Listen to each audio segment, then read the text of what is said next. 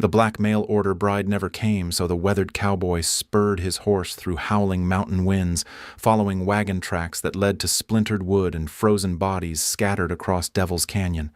The townspeople of Sagebrush had whispered cruel relief when the African woman failed to arrive. Surely God had spared their decent rancher from such a foolish union. They assumed the wilderness had claimed another dreamer, her bones destined to bleach white under Colorado sun. But the determined cowboy refused their mockery, driven by his young son's faith and letters that promised kindness from a stranger. What he discovered in that snow-buried wreckage would transform their quiet ranch into something far more dangerous than a simple marriage. 4 desperate souls fleeing corruption, carrying secrets that powerful men would kill to bury. Would his rescue mission save innocent lives or bring deadly enemies to his doorstep? Before we continue, comment where you are tuning in from. Perhaps we will publish a story there. Carter Reeves stood at the weathered train platform, his 8-year-old son Tommy bouncing on his toes beside him. The afternoon wind cut through their coats as passengers stepped off the Denver Pacific locomotive. Carter scanned each face, looking for the woman whose photograph he carried in his vest pocket. She wasn't there. Behind them, Eldridge McCord's voice carried across the platform. The town elder spoke loud enough for everyone to hear. His words dripped with satisfaction. "Told you that arrangement wouldn't work out, Carter. Sometimes the Lord protects us from our own poor judgment." Several townspeople nodded in agreement. Mrs. Patterson clutched her shawl tighter. Her disapproving glare said everything about what she thought of Carter's choice in a mail-order bride. Tommy tugged at his father's coat. "Maybe Miss Harper missed this train, Papa. Her letter said she was real excited to meet us." Carter's jaw tightened. Harper Sinclair had written beautiful letters over the past 4 months. Her handwriting was elegant, her words kind. She'd asked thoughtful questions about Tommy and ranch life. Nothing in her correspondence suggested she would simply disappear. The train conductor approached them. His expression was grim. "You waiting for someone, mister?" "Harper Sinclair, from St. Louis." The conductor shook his head. "Wagon carrying mail-order brides left Denver 3 days ago. Should have been here yesterday." He paused. "Bad storm hit the mountain pass. Real bad." Carter's chest tightened. Tommy's face crumpled with worry. Eldridge McCord stepped closer, his voice carrying false sympathy. "Well, that settles it then. Nature has a way of correcting mistakes before they happen." The saloon doors burst open across the street. A man stumbled out, blood staining his torn shirt. His face was pale with shock and exhaustion. Several townspeople rushed to help him. "Wagon overturned," the man gasped. "Devil's Canyon. Storm came out of nowhere. People died." Carter's blood ran cold. He grabbed the man's shoulders. "What kind of wagon?" "Passenger wagon. Had ladies in it. Nice ladies." The injured driver's eyes were haunted. "I tried to help them. Got thrown clear when we went over. By the time I dug myself out, the cold had already taken most of them." Tommy grabbed his father's hand. "Papa, we have to go look for Miss Harper." Eldridge McCord scoffed. "Boy, if that wagon went over at Devil's Canyon, nobody survived. That's a 100-foot drop in a blizzard. Carter, you'd be a fool to risk your life chasing ghosts." Other townspeople murmured agreement. The general store owner shook his head sadly. The blacksmith crossed himself and walked away. To them, Harper Sinclair was already dead, just another casualty of the unforgiving Colorado wilderness. But Carter remembered her letters. Harper had written about growing up poor but never losing hope. She'd mentioned teaching children to read despite having little formal education herself. Her words carried strength that couldn't be faked. "I'm going after her," Carter announced. The crowd erupted in protests. Eldridge stepped forward, his face red with indignation. "That's suicide, Carter. You've got a boy to think about. Don't make Tommy an orphan over some woman you've never even met." Mrs. Patterson nodded vigorously. "It's God's will, Carter. Accept it and find yourself a proper wife from town." Carter ignored them. He knelt beside Tommy, meeting his son's worried eyes. "I need you to stay with the Hendersons tonight. Papa's going to find Miss Harper." "She's really out there, isn't she?" Tommy whispered. "I believe so, son." Her letters promised she'd come, and I don't think she breaks promises." Carter prepared quickly.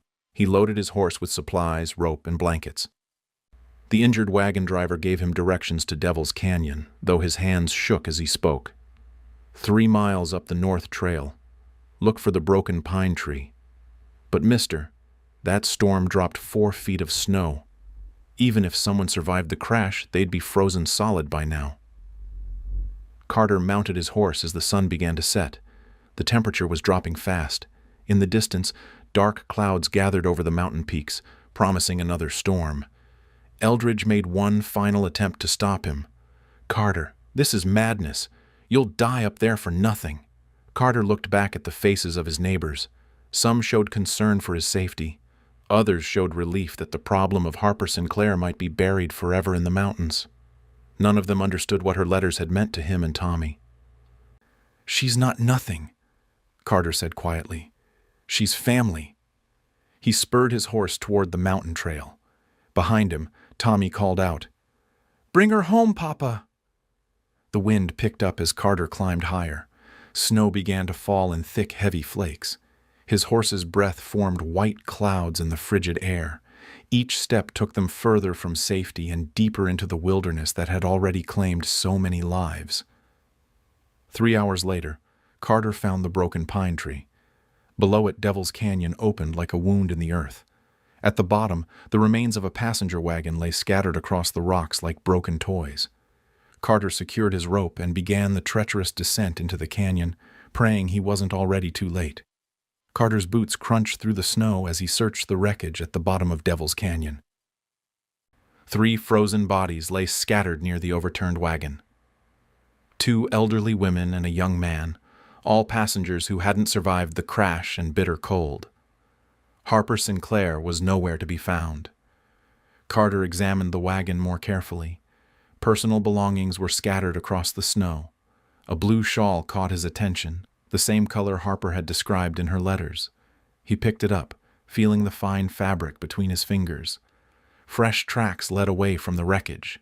Small boot prints pressed into the snow, barely visible but heading toward a cluster of rocks near the canyon wall. Carter followed them, his heart pounding with hope. The tracks disappeared behind a large boulder. Carter rounded the stone and found a small opening in the rock face.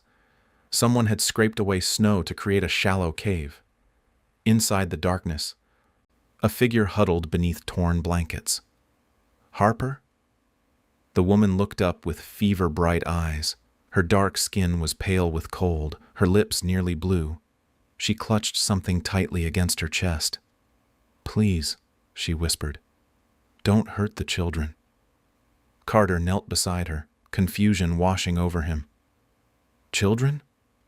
Harper's eyes rolled back. She was burning with fever despite the freezing temperatures. Her breathing came in short, painful gasps.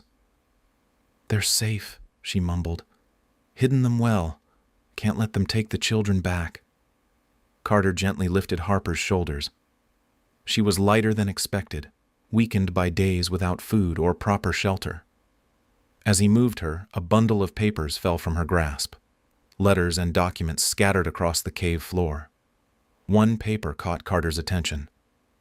It was a list of names written in Harper's careful handwriting, 3 children's names with ages beside them.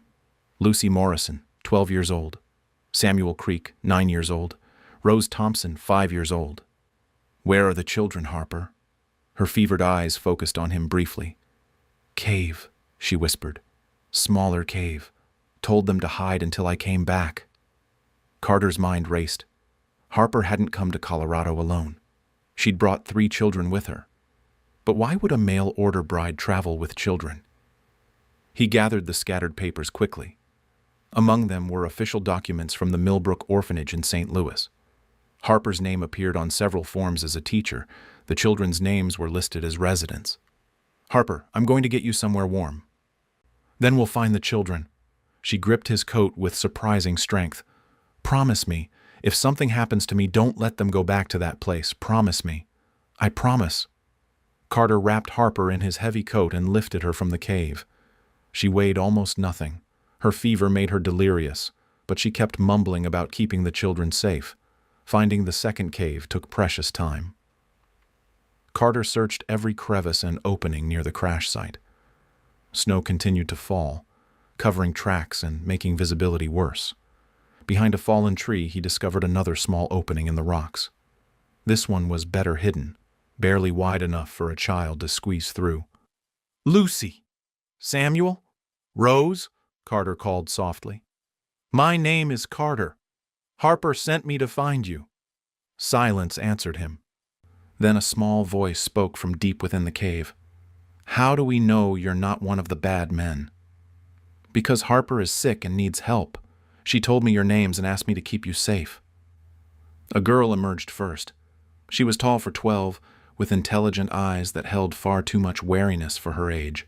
Her dark hair was tangled, her dress torn from days of hiding. "I'm Lucy," she said. "Is Miss Harper really sick?" "Yes. She has a fever. I need to get all of you somewhere warm." Two smaller children appeared behind Lucy. The boy looked sturdy despite his ordeal, but the little girl could barely stand. Her lips were blue with cold. "Samuel and Rose," Carter said, remembering their names from Harper's list. "We need to move quickly." Lucy stepped protectively in front of the younger children. "Miss Harper said we should only trust her.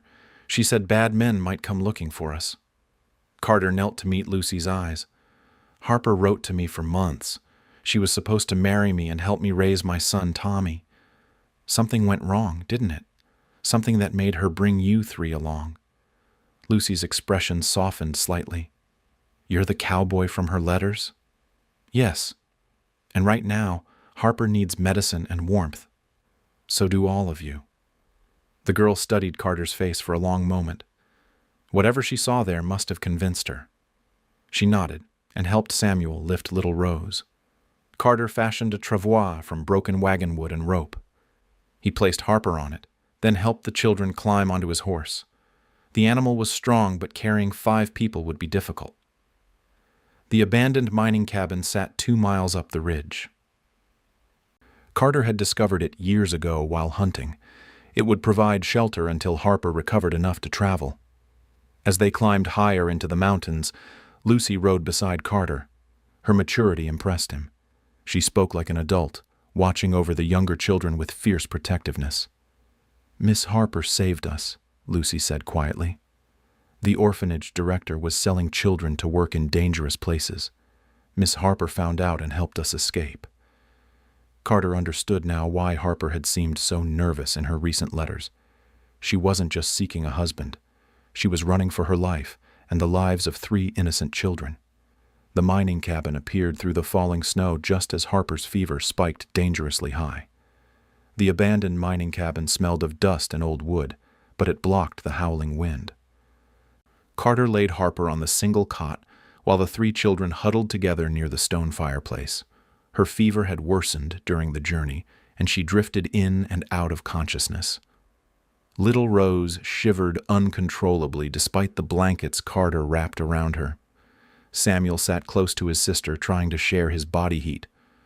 Lucy maintained her protective watch over both younger children, but exhaustion showed in her hollow eyes. Carter quickly built a fire using dry wood stored in the cabin. The flames cast dancing shadows on the walls as warmth slowly filled the small space. He melted snow in a tin pot, then gently coaxed Harper to drink small sips of water. "Miss Harper?" Rose whispered from across the room. "Is she going to die like Mama did?" Lucy pulled the little girl closer. "Miss Harper is strong. She'll get better." But Carter saw the doubt in Lucy's eyes. Harper's breathing was shallow, her skin burning hot despite the freezing mountain air.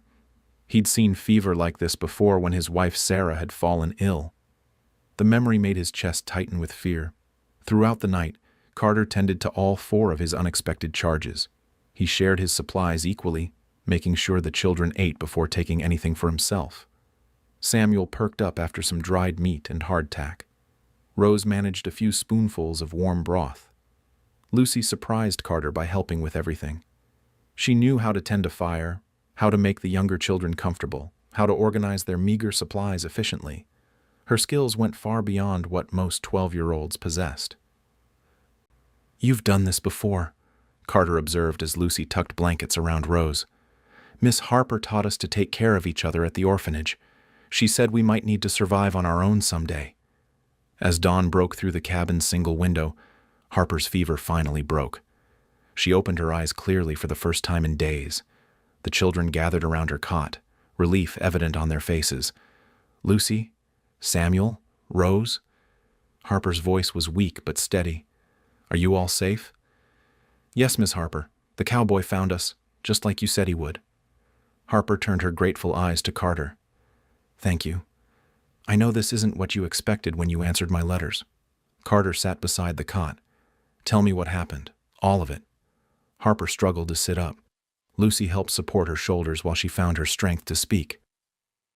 "I taught at Millbrook Orphanage for 3 years. The director, Theodore Grimm, seemed like a good man at first. But children kept disappearing. He claimed they'd been adopted by families, but something felt wrong." She paused to catch her breath. Samuel brought her a cup of water, which she accepted with a weak smile. "I started paying closer attention, following paper trails. I discovered Grimm was selling children to factory owners and mine operators, places where small hands were useful and safety didn't matter." Carter's jaw clenched. He'd heard stories about such operations. Children worked in dangerous conditions for pennies a day, if they were paid at all. These 3 were next on his list. Lucy because she could read and write, Samuel because he was strong for his age, and Rose because she was small enough to crawl into tight spaces. Lucy reached into her dress and pulled out a small leather journal. "Miss Harper made me promise to keep this safe. She wrote down everything about Mr. Grimm's business, names, dates, money amounts." Harper nodded weakly. "I planned to expose him once I reached Colorado, but I needed somewhere safe to take the children first." "Your letters made you sound like a good man, Carter. Someone who might understand." Carter examined the journal Lucy handed him. Page after page documented Grimm's illegal activities. Harper had been collecting evidence for months, preparing to bring down the entire corrupt system. "I used the mail-order bride arrangement as cover," Harper continued. "I thought if I could get the children far enough away, I could figure out how to protect them permanently." Rose climbed onto the cot and curled up beside Harper. The woman's natural instinct was to comfort the little girl, even while recovering from her own ordeal. Carter watched Harper interact with the children. She wasn't just their teacher or protector. She'd become their mother in every way that mattered. Lucy sought her approval, Samuel followed her guidance, and Rose found comfort in her presence. "What's your plan now?" Carter asked. Harper's expression grew uncertain. "I hope to find work in Colorado, somewhere Grimm couldn't reach us, but I realize now how unfair this is to you. You wanted a wife, not a ready-made family of 4. Samuel looked up from the fire he'd been tending. "Are you going to send us away, Mr. Carter?" The boy's question hit Carter unexpectedly. Over the past 2 days, he'd found himself caring for these children naturally, teaching Samuel to build a proper fire, listening to Lucy read stories to Rose, comforting their fears and celebrating their small victories. It reminded him of the early days with Tommy after Sarah's death, the way they'd learned to depend on each other, to create family bonds through shared struggles and daily acts of care. "No, Samuel, I'm not sending anyone away." Harper stared at him in surprise. "Carter, you don't understand what you're taking on. Grimm won't give up easily. He'll come looking for us. Then we'll be ready for him." Lucy studied Carter's face with her mature eyes. "You really mean that? You'd fight for us?" Carter thought of Tommy waiting at home, excited to meet his new mother. His son had been asking for siblings for years. Now he was getting 3 at once, along with a stepmother who'd proven she would risk everything to protect innocent children. "Yes, Lucy, I'd fight for all of you." For the first time since he'd found them, Harper smiled. It transformed her entire face, showing the woman he'd fallen in love with through her letters. Outside, the storm was clearing. Soon they could return to town and face whatever consequences awaited them. The journey back to Sagebrush took most of the morning. Carter rode ahead while Harper and the 3 children shared his horse. Lucy kept a protective arm around Rose, who had grown stronger after 2 days of rest and regular meals. Samuel walked alongside the horse, his young legs surprisingly sturdy on the mountain trail. Word of their approach spread quickly through town. By the time they reached the main street, curious faces peered from windows and doorways. The sight of Carter returning with not just one woman, but 4 additional people, sent whispers racing through sagebrush like wildfire. Eldridge McCord stepped off the general store porch, his expression a mixture of shock and disapproval. Mrs. Patterson emerged from the bakery, her mouth forming a perfect circle of surprise. The blacksmith stopped his work entirely, hammer frozen in mid-swing. Tommy burst from the Henderson house and ran straight to his father. The 8-year-old's face lit up with pure joy as he spotted Harper on the horse. "Miss Harper, you're really here." Harper smiled despite her exhaustion. "Hello, Tommy. I'm sorry I'm late." Tommy's attention immediately shifted to the 3 children. His curiosity showed no trace of suspicion or fear, only excitement at seeing other young faces. "Are these my new brothers and sisters?" Samuel stepped forward first. "I'm Samuel. This is Lucy and Rose." "I'm Tommy. Papa, can they stay in my room? I have extra blankets and everything." Carter felt pride swell in his chest. His son's instant acceptance of the newcomers showed the generous heart Sarah had helped nurture before her death. But not everyone shared Tommy's enthusiasm. Eldridge McCord approached the group with stern steps, his weathered face set in hard lines. "Carter, what in blazes is going on here? You went looking for one woman and came back with a whole family." "These children needed help, Eldridge. Harper was protecting them." Mrs. Patterson moved closer, her sharp eyes examining Harper and the children with obvious suspicion. "Protecting them from what? And why should that be our town's concern?" Harper straightened in the saddle despite her lingering weakness. "The children were orphans in St. Louis. Their situation was dangerous, so I brought them to safety." "Safety?" Eldridge's voice carried skepticism.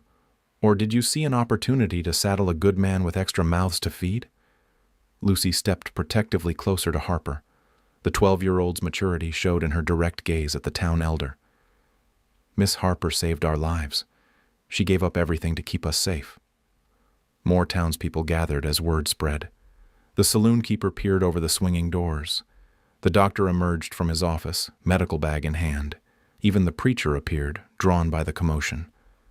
Carter helped Harper down from the horse, noting how the crowd's eyes followed her every movement. Some faces showed genuine curiosity, but others revealed the same prejudice he'd witnessed at the train station. "Folks, I'd like you to meet Harper Sinclair, my intended wife, and these are Lucy, Samuel, and Rose. They'll be joining our family."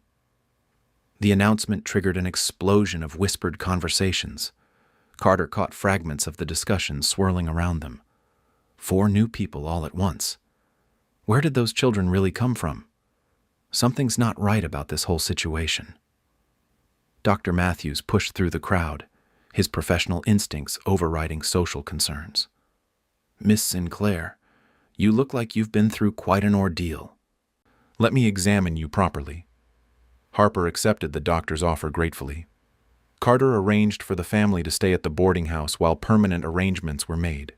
Mrs. Garrett, who ran the establishment, seemed more interested in gossip than hospitality. "My goodness, Carter. One day you're a bachelor with 1 child. The next you've got 5 people to support. How do you plan to manage that?" Tommy answered before his father could respond. "We'll manage just fine. That's what families do." Over the next several days, the expanded family began settling into a routine. Harper recovered her strength quickly under Dr. Matthews's care. The children adapted to their new surroundings with remarkable resilience. Lucy impressed everyone by helping at the general store, her reading and arithmetic skills proving invaluable. Samuel found work assisting the blacksmith, his eagerness to learn earning the man's respect. Little Rose charmed the baker's wife, who taught her to knead dough and shape simple rolls, but not all reactions were positive. Eldridge McCord made his displeasure known at every opportunity. He questioned Harper's story, wondering aloud why a simple teacher would risk everything for 3 orphans who weren't even related to her. Mrs. Patterson organized the other church ladies in whispered campaigns of doubt. They speculated about Harper's true motives, suggested the children might be thieves or troublemakers, and questioned whether Carter had lost his mind entirely. The negative attention began wearing on Harper. Carter noticed her growing quieter during meals, more hesitant to venture into town for supplies. She started talking about finding alternative arrangements for herself and the children. "I don't want to cause problems for you and Tommy," she confided one evening as they sat on the porch. "Maybe I should look for work in Denver or Colorado Springs." Carter reached for her hand. "The only problem would be if you left. Tommy's happier than I've seen him since his mother died. And those children need stability, not more upheaval." Inside the house, laughter echoed as Lucy read a story to the younger children. Tommy's voice joined theirs, creating a sound Carter had dreamed of hearing for years. "This is what family sounds like, Harper. Don't let small-minded people take that away from us." Harper squeezed his hand, drawing strength from his steady support. But both of them knew their peaceful settling-in period wouldn't last forever. Questions remained unanswered, and somewhere in St. Louis, Theodore Grimm was likely planning his next move. 2 weeks of peaceful routine shattered when Deputy Marshal Frank Dobson rode into Sagebrush on a gray morning. His horse was lathered with sweat, suggesting urgent travel from Denver. The lawman's serious expression drew immediate attention from townspeople gathering for market day. Carter was helping Samuel practice rope work behind the boarding house when Tommy ran to find them. The boy's face was pale with worry. "Papa, there's a marshal asking questions about Miss Harper and the children." Carter's blood chilled. He'd known this moment might come, but hoped they'd have more time to establish themselves in the community. He found Harper in the kitchen, teaching Rose how to measure flour for biscuits. Her face went white when he shared the news. "I need to see what he wants," Carter said. "Keep the children inside." Harper nodded, but her hands trembled as she smoothed Rose's hair. Lucy appeared in the doorway, her mature instincts sensing danger. "Is it about Mr. Grimm?" "We don't know yet. Stay with Harper and keep Samuel and Rose calm." Carter walked to the main street where Deputy Marshal Dobson stood examining official papers. A small crowd had gathered, including Eldridge McCord and several other town leaders. The marshal looked up as Carter approached. "You Carter Reeves?" "Yes." Dobson unfolded a wanted poster revealing Harper's photograph alongside official text. The image was unflattering, making her look stern and criminal rather than kind and protective. "I'm looking for this woman, Harper Sinclair, also goes by Harper Morrison. She's wanted for kidnapping 3 children from the Millbrook Orphanage in St. Louis." Gasps rippled through the crowd. Mrs. Patterson pressed her hand to her chest dramatically. Eldridge McCord's expression shifted to grim satisfaction, as if his suspicions had been confirmed. "There's a substantial reward for her capture," Dobson continued. $500, plus another $100 for the safe return of the stolen children." "Stolen?" Carter's voice was steady despite his racing heart. "What exactly is she accused of?" Dobson consulted his papers. "Kidnapping, theft of orphanage funds, and transporting minors across state lines without authorization. The orphanage director, Theodore Grimm, filed official complaints 2 weeks ago." Eldridge stepped forward, his voice carrying across the gathered crowd. "I knew something was wrong about this whole situation. Decent women don't travel with random children unless they're up to no good." "Where is she now?" the marshal asked Carter directly.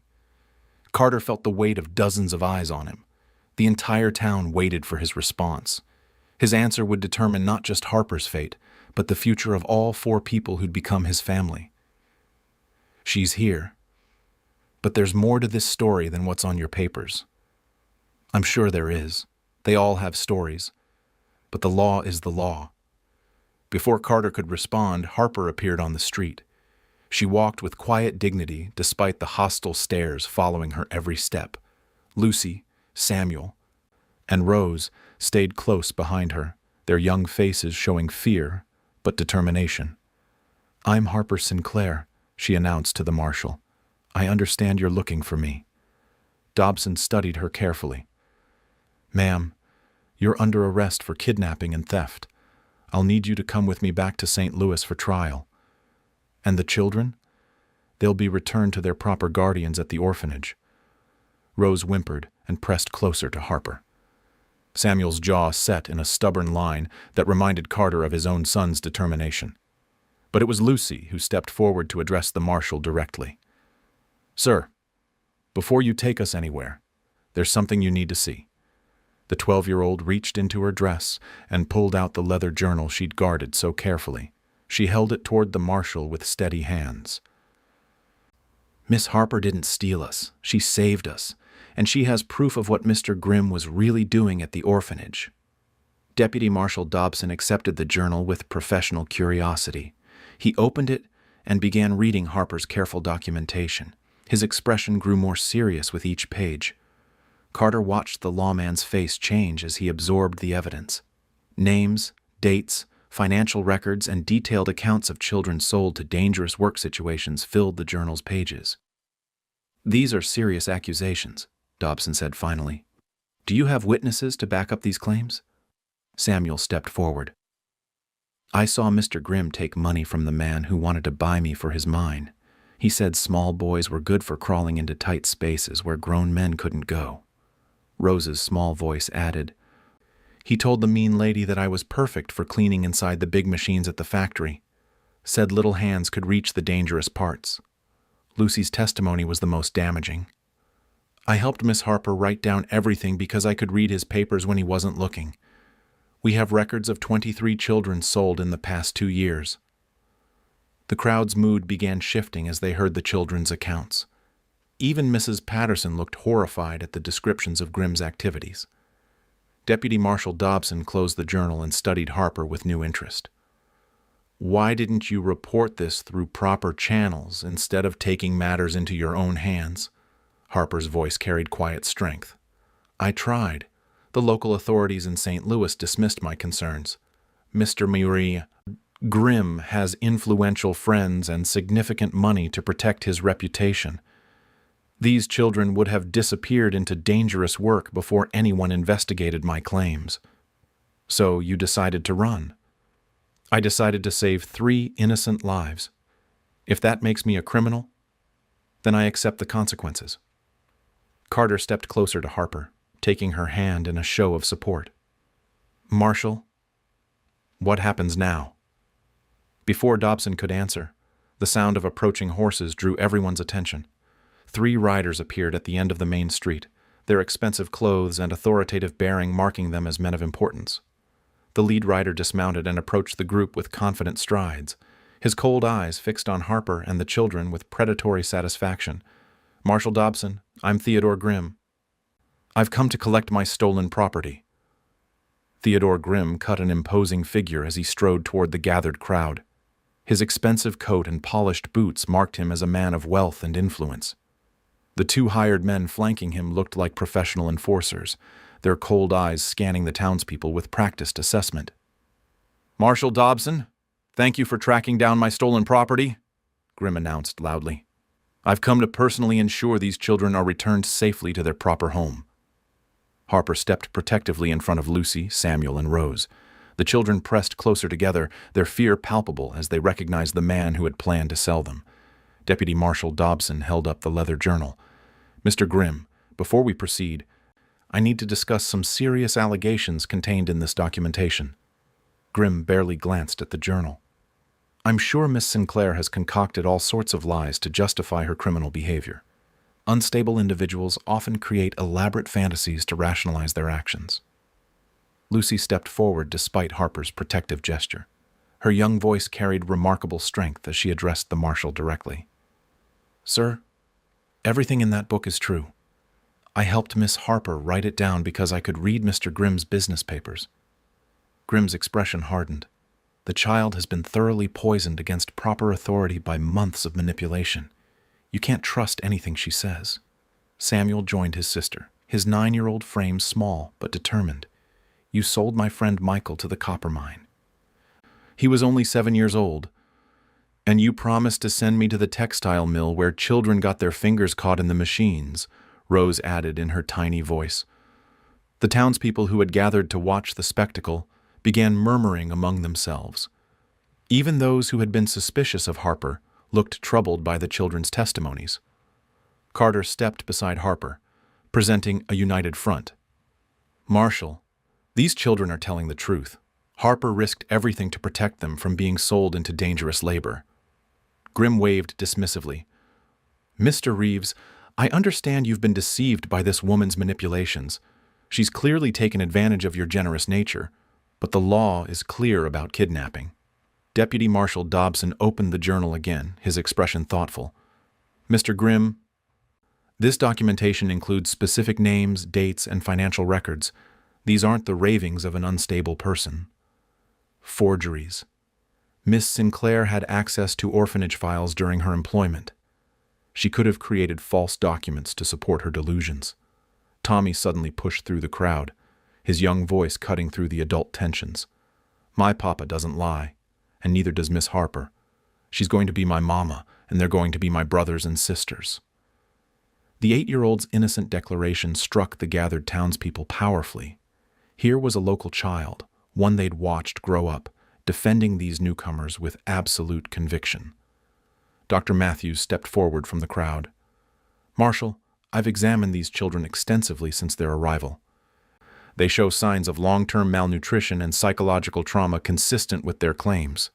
Mrs. Patterson, who had been among Harper's harshest critics, surprised everyone by speaking up. "I've watched that woman with those children for 2 weeks. The way they trust her, depend on her. That's not how kidnapped children behave with their captor." Grimm's confident facade began showing cracks. "These people have been thoroughly deceived. I demand you arrest Miss Sinclair immediately and return my wards to proper custody."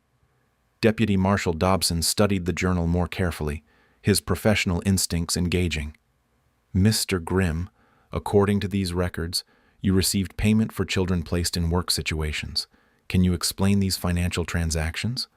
Legitimate adoption fees. Families pay reasonable costs to cover the orphanage's expenses." Lucy spoke up again, her maturity evident in her careful words. "Sir, those weren't families. They were mine owners and factory supervisors who needed small workers for dangerous jobs." "The child has been coached to repeat these lies." Samuel stepped forward boldly. "Then explain this." The 9-year-old rolled up his sleeve, revealing a small scar on his forearm. "You branded us like cattle so the buyers could identify their purchases later." Gasps arose from the townspeople. Even Eldridge McCord looked shocked by the physical evidence of abuse. Deputy Marshal Dobson examined Samuel's scar, then looked at the other children. Lucy and Rose showed similar markings when they revealed them. The marshal's expression grew grim as the evidence mounted. "Mr. Grimm, these brands appear to support the children's testimony about being treated as property rather than wards." Grimm's composure finally cracked. "Those marks are from childhood accidents. These children are notorious for creating injuries to gain sympathy." Harper finally spoke, her voice carrying quiet authority. "Marshal, I have one more piece of evidence." She reached into her coat and produced a folded letter bearing official letterhead. "This is correspondence from a federal investigator who was already examining reports about illegal child labor practices. He was planning to investigate the Millbrook orphanage when I left St. Louis." Deputy Marshal Dobson examined the letter carefully. His expression grew very serious as he read the federal investigator's concerns about organized child trafficking operations. "Mr. Grimm, it appears there's already a federal investigation into these allegations. I think we need to postpone any custody transfers until this matter is properly resolved." Grimm's hired men stepped forward threateningly, but the marshal's hand moved to his weapon. Several townspeople also moved closer, forming a protective circle around Harper and the children. "You're making a serious mistake, Marshal," Grimm threatened. "I have influential friends who won't appreciate this interference. Then they can take it up with the federal authorities." Carter felt relief wash over him as the immediate threat receded. But Harper's ordeal wasn't over yet. She still faced serious charges that would need to be resolved through proper legal channels. Tommy tugged on his father's coat. "Papa, does this mean Miss Harper and the children can stay?" "For now, son. For now." As Grimm retreated with his hired men, promising legal retaliation, the townspeople began dispersing. But their attitudes toward Harper and the children had fundamentally changed. They were no longer seen as suspicious outsiders, but as a brave woman and 3 innocent children who had survived terrible circumstances. Deputy Marshal Dobson approached Carter privately. "Mr. Reeves, I'll need to send reports to my superiors and the federal investigators. Until this matter is resolved, Miss Sinclair will need to remain in your custody." Carter nodded, understanding the responsibility. "She's not going anywhere, Marshal. None of them are." 6 months later, on a crisp autumn morning, Carter Reeves married Harper Sinclair in the small church at the center of Sagebrush. Tommy served proudly as best man while Lucy stood as maid of honor. Samuel and Rose scattered flower petals down the aisle with infectious joy. The federal investigation had not only cleared Harper of all charges, but resulted in Theodore Grimm's arrest for human trafficking. 23 children were rescued from dangerous work situations and placed in safe homes. The corrupt Millbrook orphanage was permanently closed.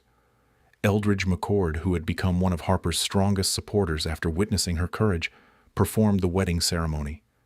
The same townspeople who had once viewed her with suspicion now filled the church pews, celebrating the union of a family forged through adversity. As Carter and Harper exchanged vows, surrounded by their 4 children, the mail-order bride arrangement that had brought them together seemed like a distant memory. What had started as a practical solution to loneliness had become something far more precious, a family built on love, sacrifice, and the courage to fight for what was right. Harper began teaching at the new schoolhouse that fall, her reputation as an educator spreading throughout the county. Carter's ranch prospered with the help of his expanded family, each child contributing their unique strengths to their shared life. In the evenings, they would gather on the porch while Harper read stories aloud. Tommy, Lucy, Samuel, and Rose would listen with rapt attention, their faces reflecting the security and love they had found in their unlikely family. Harper still corresponded with federal investigators, helping to identify other corrupt institutions and rescue additional children. Her quiet heroism continued, now supported by a community that had learned to look beyond surface differences to recognize true character. The harsh mountain winter that had nearly claimed Harper's life became the foundation story of their family, a tale of survival, courage, and the transformative power of love that refused to give up on those who needed protection most.